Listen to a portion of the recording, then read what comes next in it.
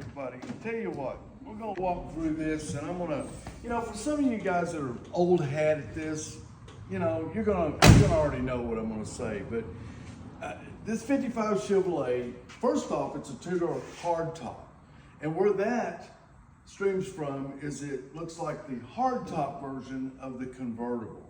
So when all the windows are rolled down, this is completely open, like a convertible would be. Hence the name two-door hardtop, okay? Now, this car was built in a theme of a gasser, okay? Now, back in the old days, how we used to do it was, we just cut the wheel well out because you had to get big tires on. 55 Chevrolet, the wheel wells kicked down so you couldn't put big tires underneath it. Well, now, if you had a little money and had a little bit of talent, you went and got the Nomad, the 55 Chevrolet Nomad quarter panels, because they already had the open wheel lift, because the Nomad was meant for carrying weight, bigger tires on it, whatnot. So when you put the Nomad quarter panels on it, you get the wheel lift that makes it look factory. It actually does, so it gives it that look. But, to explain what gasser meant was, okay, in the drag race days back a long time ago, you either run gas or you run methanol, one of the two, okay? So you might call this a gasser, which it ran on gas, and there was different classes. There was A gas, B gas, and C gas. You kind of see where I'm going, okay? And with each class change, you got to run a little bit different. You got to run under a little bit different rules, going up the ladder, okay, is what it boiled down to. So now, many, many, many years later, there's been kind of a gasser revolution where a lot of people would build these cars with patina, okay? Now that patina to me don't mean nothing but it's just rust. That's just a fancy word for rust, is what it boils down to. Now, I'm not a big fan of rust, maybe some of my competition here in Dallas is, but to me, paint is what it's all about. When it catches your eye, when it's pretty and it looks good. And believe it or not, drag racers were known for having good looking cars. Now us dirt track racers, we got, the hell beat out of us every weekend. So we'd just spray the car back a little bit, beat the door panel out, and we went right back racing again, okay?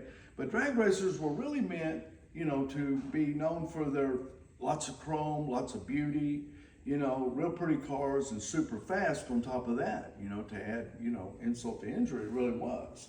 But this right here is what we would call a street gasser, per se. The front end's not down, the car's not on bags, it's not lowered, but if you'll notice, the car has a upwards rake, okay, where the front of it runs uphill and the back end runs downhill. Now what that was about back in the day was that by moving the weight to the back of the car, it was a way to gain traction. Now remember, we were running Kessler slicks back then that were every bit of, this wide, okay? Big wide tires really hadn't come to the scene yet, in the early 60s, late 50s. So to get traction, you wanted to have the car transfer back onto the rear wheels where you could get as much traction as possible. Of course, it wasn't very aerodynamic, going down the racetrack with your nose up in the air, but you were offsetting it with more traction going to the rear wheels, okay? I mean, this is a really cool car. I got to say, it's been shaved, the nose is off, this chrome piece is not. Oh, and I got to show you something. For you people looking at this car, you probably think, why'd they put the trim on? Come here and look. That's not trim, that's airbrushed. It looks like trim on it. Now, I'm not exactly sure which one costs more, whether it's to buy the trim or to do it in airbrush, but you gotta admit, that really cleans the car up and gives it a cool look. And then don't forget the old school Kragers. These Kragers, this is probably the most prettiest wheel they ever invented. And I'll tell you, you can put these on an outhouse and it'll make an outhouse look fast. They truly will. These wheels look good on everything.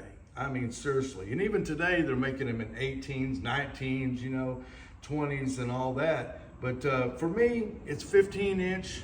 I prefer the more tire, less wheel versus the more wheel Band-Aid tire.